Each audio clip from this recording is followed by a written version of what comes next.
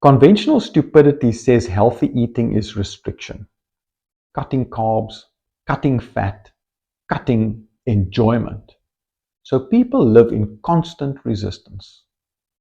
Here's the outcome of that mindset: cravings, rebellion, and cycling on and off being good.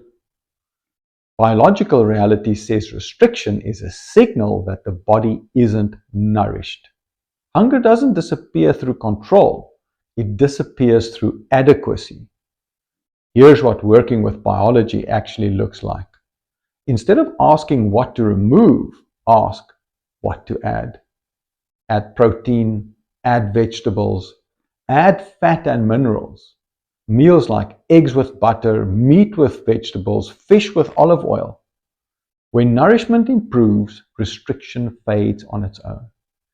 Health isn't punishment, it's stability. Join our community in the wellness circle. Stop the conventional stupidity and start working with your biology.